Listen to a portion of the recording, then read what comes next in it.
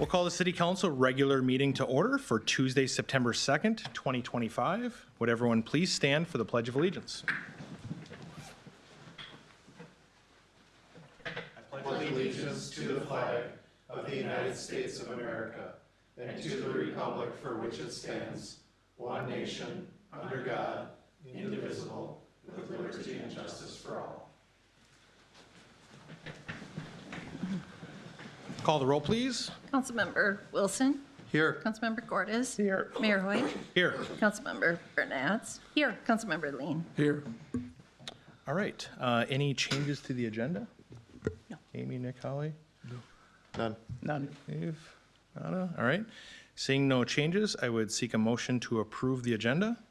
Motion to approve. Second. Motion by Holly, second by Steve. All in favor, say aye. Aye. All right, let's steal your iPad real quick, because mine's going weird. All right, next item is citizen comments. If there's anyone in attendance wishing to speak at this time. All right, seeing none, we'll move on to the consent agenda. I would seek a motion to approve the consent agenda. So moved. Second. Motion by Jake, second by Steve. All in favor, say aye. Aye. Aye. All right, moving swiftly here on to new business. Item 12.1 is authorizing the issuance and awarding sale of general obligation bonds, Series 2025A. Kim? Thank you, Mayor and council members. At the July 21st council meeting, the city authorized Northland Securities, our financial advisor, to solicit competitive bids for the Series 2025 general obligation bonds for financing the 2025 and 2026 street reconstruction projects. As part of this process, Standard & Poor's reaffirmed the city's strong AA+ bond rating, helping secure favorable interest rates. Earlier today, Northland Securities conducted the bond sale and received 8 competitive bids. Tammy Amdahl from Northland Securities is here this evening to present the results. Following Tammy's presentation, staff recommends adoption of the updated resolution awarding the sale of the bonds to the low bidder. Thank you. Welcome back. Thank you. Mayor, Council, Tammy Amdahl with Northland Securities here to present results, and Kim did a nice summary, so I'll just touch on a few points. So yes, as part of this process, there was a rating sought, and as Kim noted, that rating was affirmed by S&P at that AA+, and there was a full rating report. And I would also note there was a stable outlook with that rating assigned. So this morning, as noted, Northland did take bids on behalf of the city, and there were 8 bids received, very strong results. The low bid was from Piper Sandler out of Minneapolis at 3.28, and that got adjusted to 3.29 with final structure.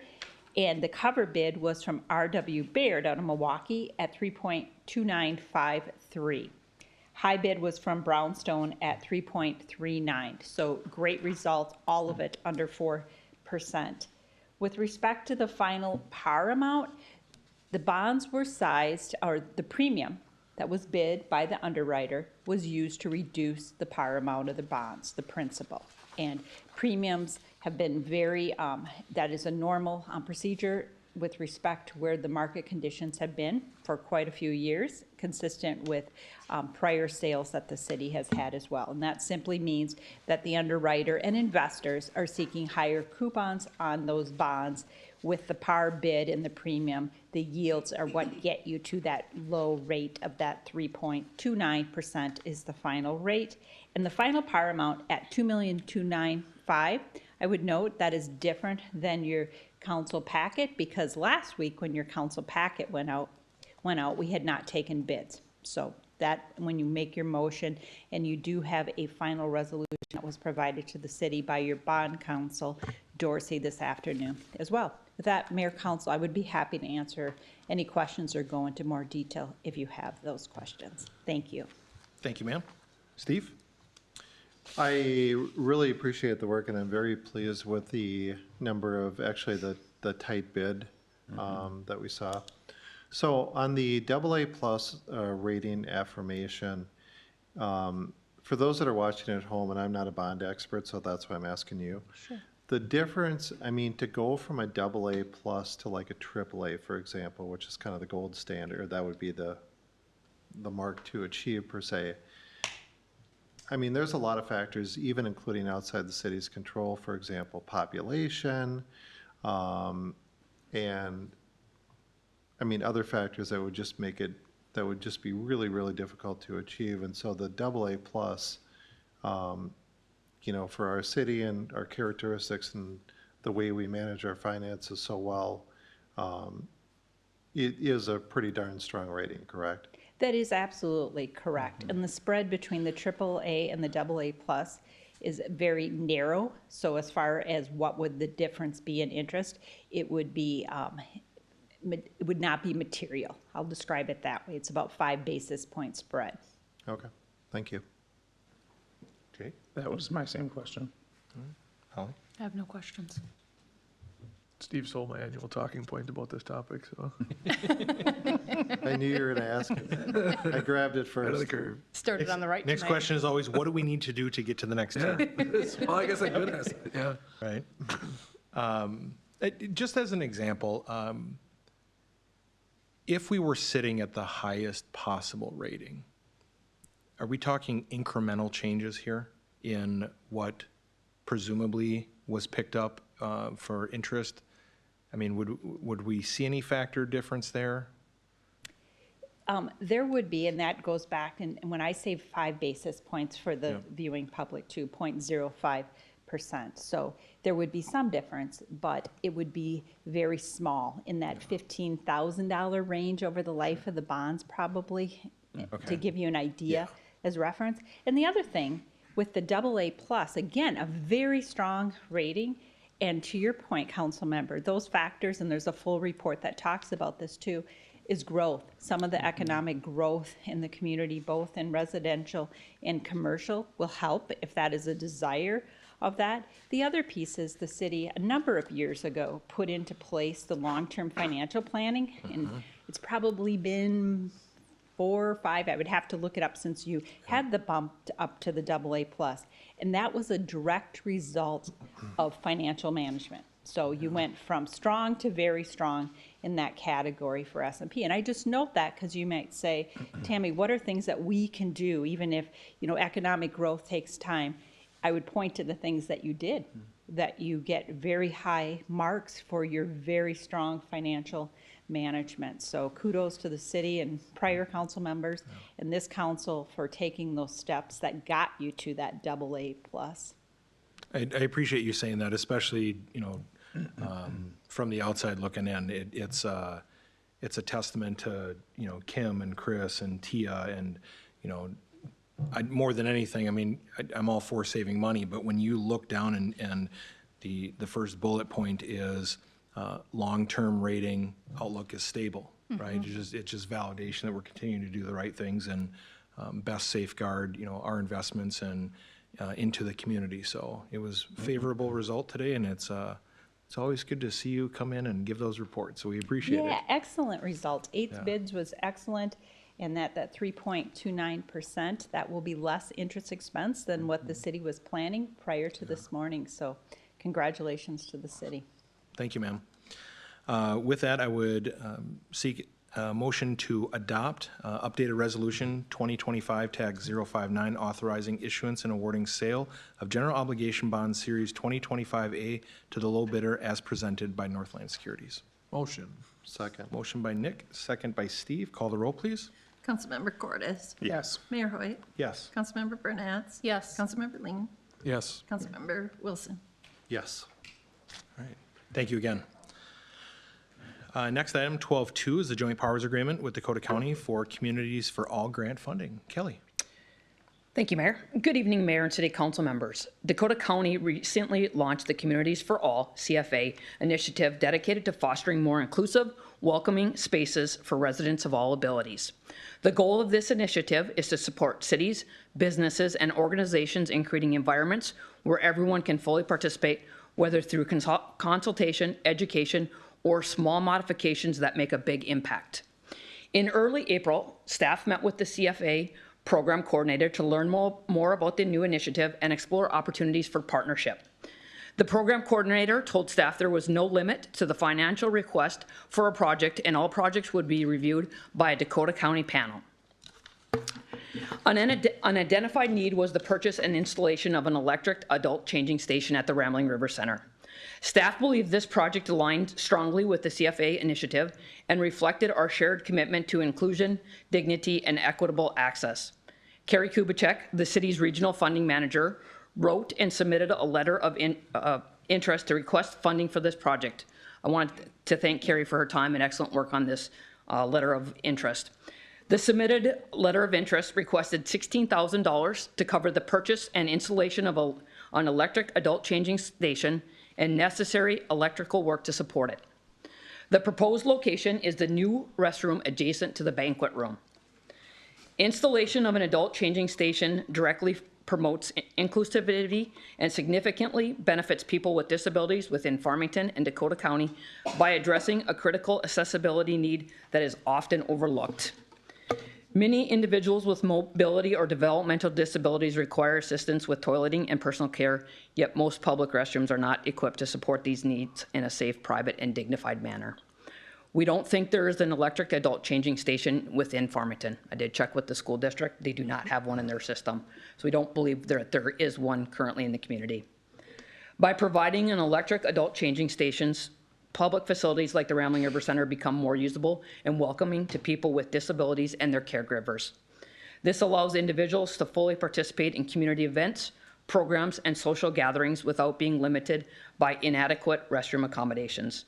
We know there are definitely members at the Rambling River Center who would benefit from an electric adult changing station. This could result in them being able to stay for the whole program or registering for a new program. Also a potential of new members and additional facility rentals. In July, staff were notified the city had been awarded the full $16,000 in reimbursable funding through the CFA micro grant program for this project. The adult changing station we will be purchasing is a Koala Care. You have all seen their commercial baby changing stations in public restrooms, including here at City Hall. So a well-known commercial company. A little bit about the changing station. It has a working load up to 500 pounds, has an emergency stop, backup battery in case of power outage. Table height adjusts from 12 inches to 41 inches from the floor. Height is easily adjusted using electronic control panels on the wall or front guard of the unit. It has a curved dip in front of guard for easier caregiver access. It is designed specifically for public areas. It has a smooth surface that is easy to wipe down and disinfect. When the panel from Dakota County, they had sent a few emails with follow-up questions. They wanted to know what our hours of operation were, what our membership was, what our membership costs were, what our daily costs were. One of their questions to us was if somebody needed to use the station and they weren't a member, were you going to charge them? And we're like, absolutely not. We're a public facility. We are open. People come and use the restroom even if they're not members. So we would welcome them into our facility to use our adult changing station if they needed it. The action requested tonight is to approve the joint powers agreement with Dakota County for Communities for All grant funding and accept the $16,000 grant for the electric adult changing station and associated electrical work to support it to be installed at the Rambling River Center. Be happy to answer any questions you have. Thank you, ma'am. Steve? Do we want to start with Nick?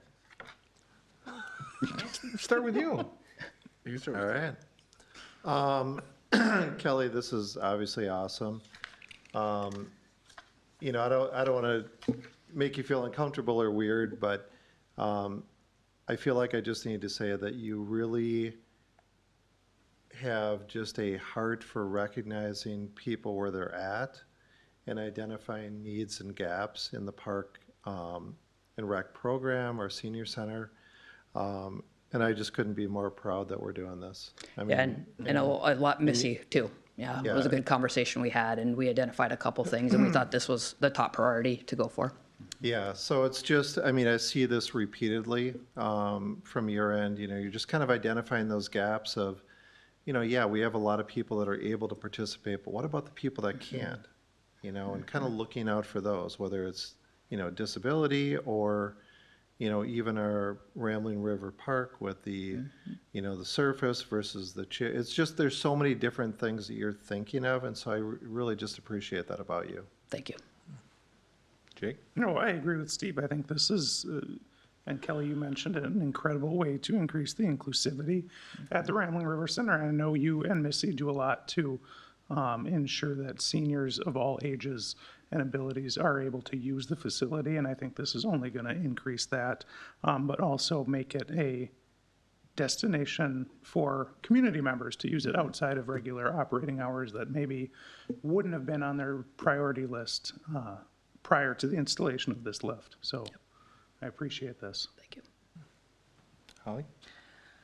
I don't know that I'm going to share a whole lot that hasn't been said, except that you know that something is a gap when you realize after you read this that I don't know that I've ever actually seen one. I've seen plenty of koala stations. I don't know that I've ever seen, and maybe I have, and I just haven't recognized it to be what it is. But it's a brilliant use of just brain power to bring this forward, and knowing that there's a space here that isn't being served, and it makes me really proud to be sitting in this spot and seeing something like this come forward and seeing that we have a grant for it, which again, if you can't say it a million times over, makes our grant writers so incredibly valuable.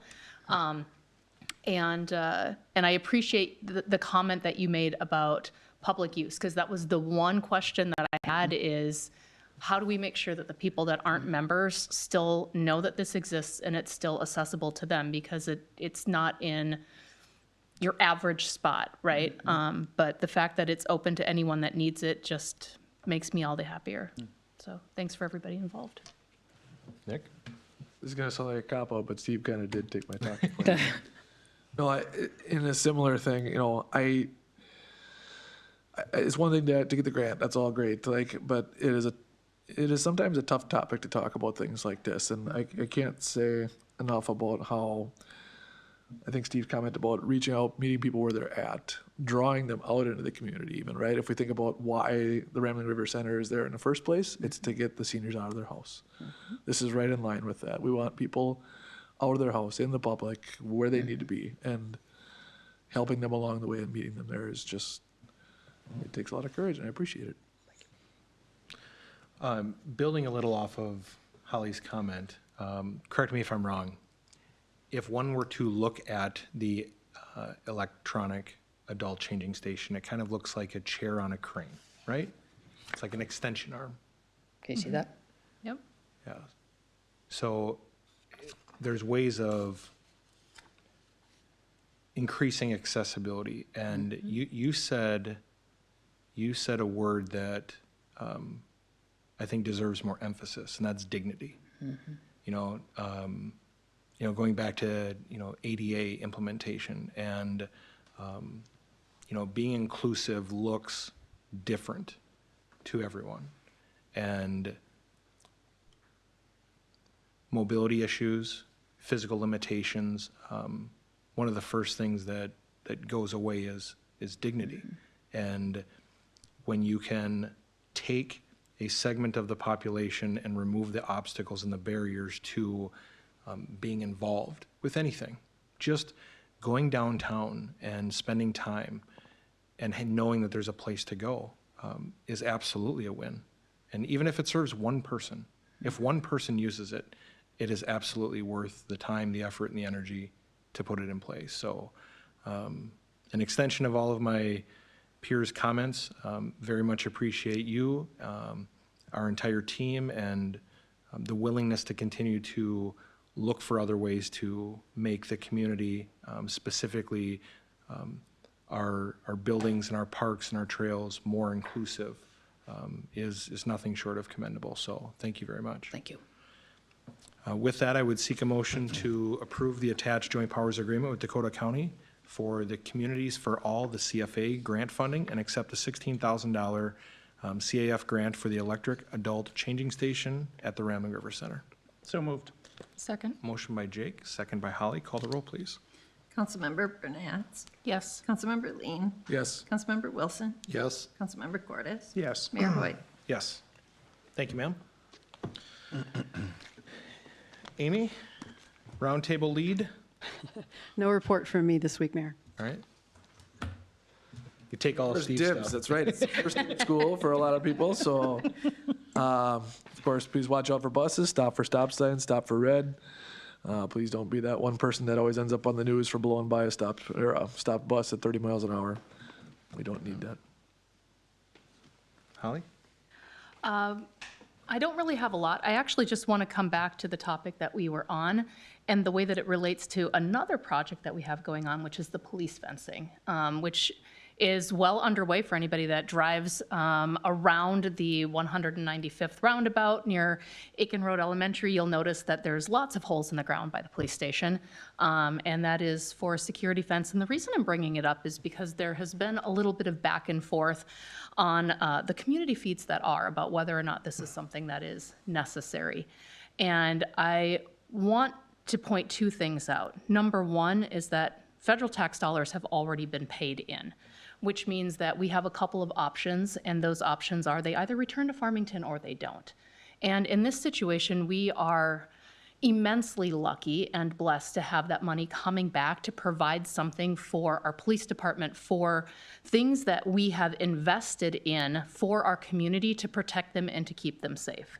And I know that from the outside looking in, sometimes you wonder, well, why is that necessary? And if you're not a police officer or you're not looking at the tens of thousands of dollars worth of equipment that's sitting unprotected outside, I can see where that might be a question that you would have. But consider yourself really, really lucky if you don't understand why it's necessary. Because that means you live in a community that hasn't dealt with some of the other things that other communities have dealt with, and we're being proactive in our approach to making sure that we've secured as much as we possibly can the people who take care of the people of this community. And the same can be said for the grant for this adult changing station. If you're sitting here and you're listening to this and you're thinking, well, I don't understand why we would have to get a grant for $16,000 to put in an adult changing station, consider yourself lucky that that's not a spot that you or a loved one is in right now, and understand that we're trying to be proactive or catch up in a sense for maybe where we could be or where we should be. And these are great opportunities that we have the ability to take advantage of because of dollars that are sitting there. We either capture them or we don't. It's strategic, it's inventive, it's thinking outside of the box, and that's so much of what we have to do. That's all I have. Well said. Jake? Like Nick mentioned, it is the back to school season, so I will reiterate his message of safety. Watch out for the walkers and the bikers and the buses out there, but also to the students, the staff, and the parents of the Farmington area schools, good luck. Have a safe and successful school year. I really appreciate what Holly just said about the value of the grants. Seeking grants, receiving federal money, receiving county money, receiving state money, but primarily federal, really hasn't been part of the Farmington DNA. We just kind of had to, kind of go with it, see if we can find it in the budget. And I mean, for the public's awareness, it cannot be stated loudly enough of how valuable it is that we have federal partners, forget the politics side of it, who really want to be ambassadors to our community and bring money back to us, as Holly pointed out. Because the alternative of what Holly mentioned is, why are we spending X amount of tax dollars from our pocket? No, this is actually money that we've already paid into Washington or other places that is coming back to us, which obviously was Holly's point.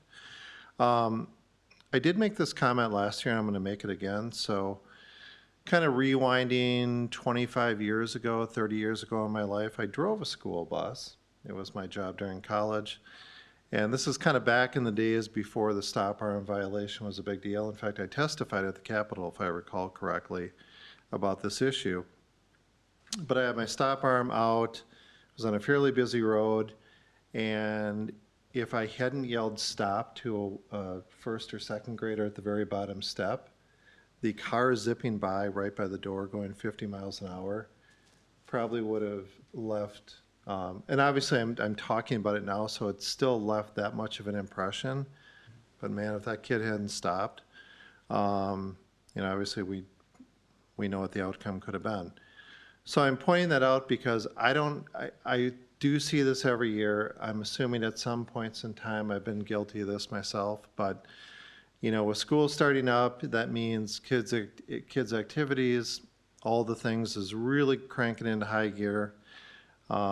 Us parents are kind of moving at warp speed to pick up our kids to bring them from school to a different place.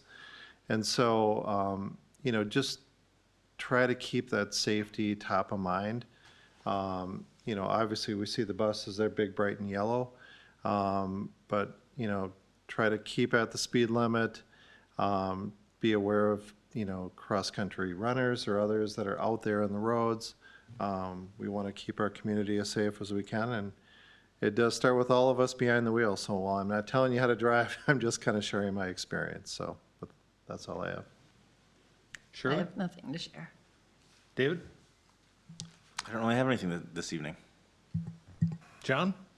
Thank you, Mayor and council members. A couple of items. The Spruce Street Duchesne Parkway intersection is open for traffic now. The road is complete. It's been striped. It looks very good. It's a nice rearrangement of the square bout that used to be there.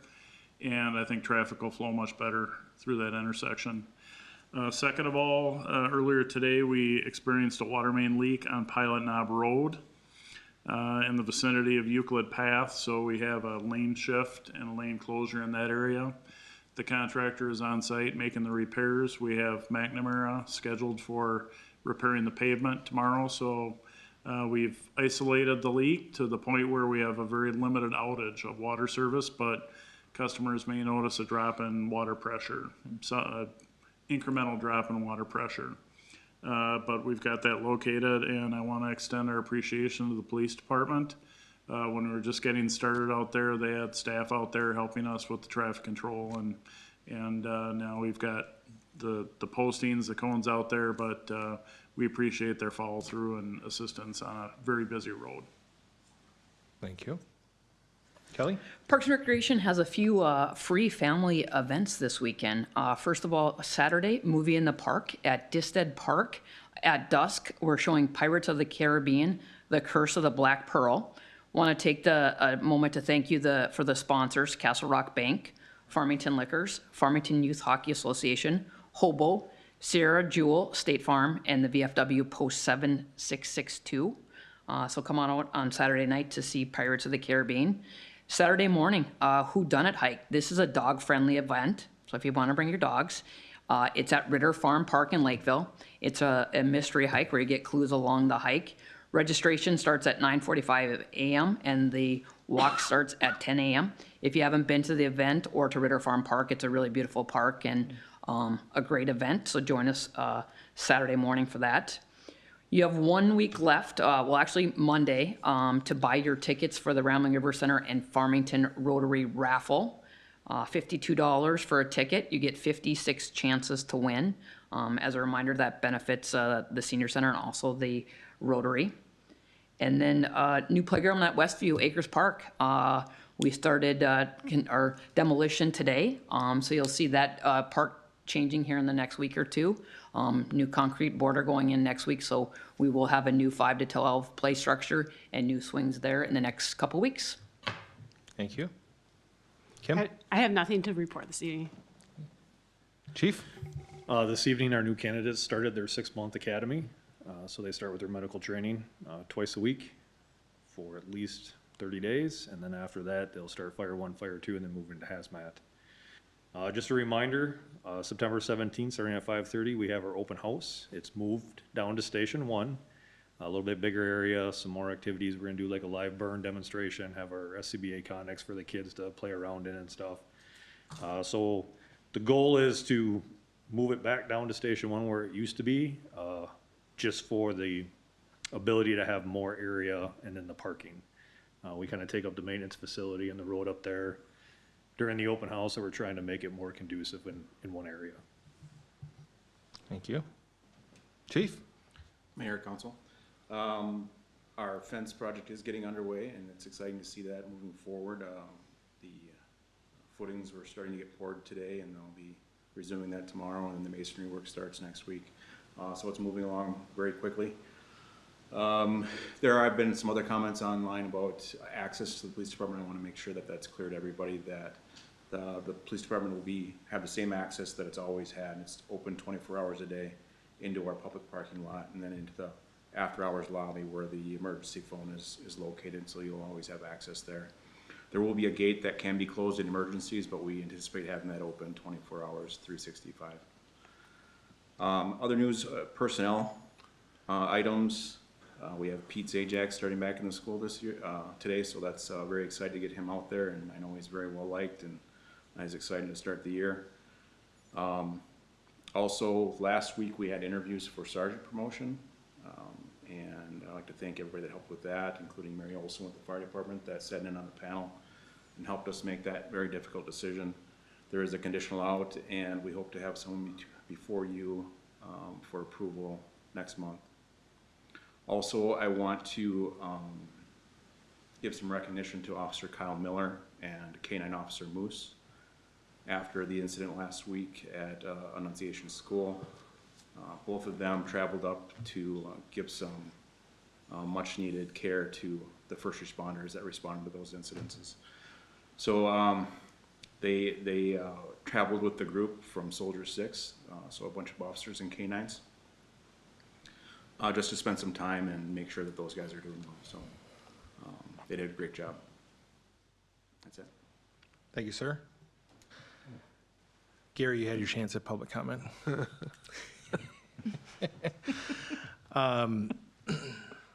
Without it sounding too somber, I wanted to comment a little bit and just say a piece about the fragility of life.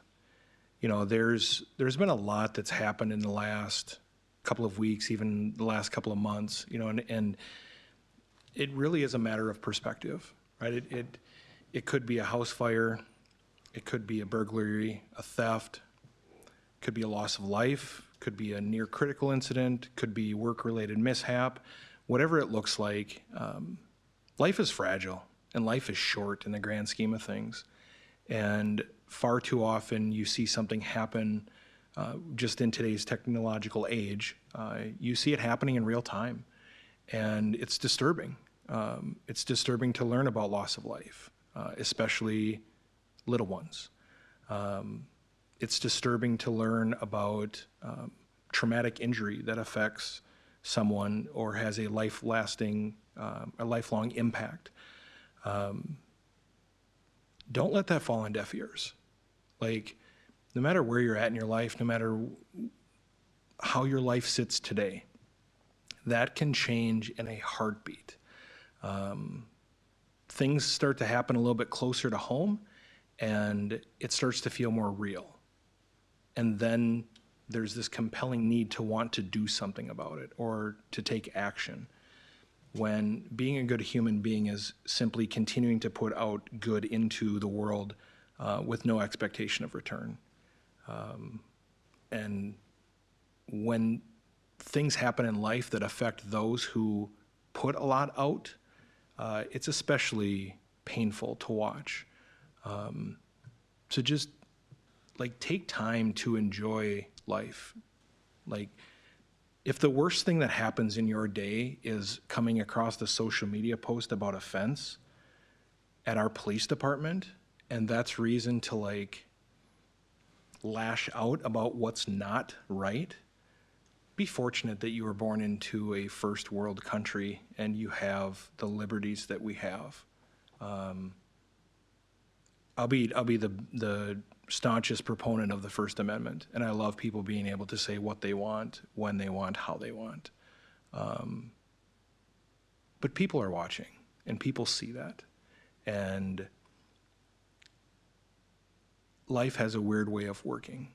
So just continue to put good out in the world, make good decisions, do good by others with no expectation of return, and you will find yourself living a fruitful life beyond anything that you could have imagined. Because there's far too many crosses on roadsides. There are far too many funerals that get attended. There are far too many mishaps that turn into a life-changing situation for somebody, and when it happens really, really close, all of a sudden the tone changes. And it shouldn't take that happening for the tone to change. So again, not to make it sound somber, but like there's a lot of stuff that's happened recently that has affected a lot of people, and life's just fragile. Enjoy every minute of it, make the most of it, see the good in others, find good to do for others, and you will live a very fruitful life for as long as God will bless you to have air on this earth. So with that, I would seek a motion to adjourn. Motion. Motion by Steve, Second. second by Jake. All in favor, say aye. Aye. We're adjourned at 7:35.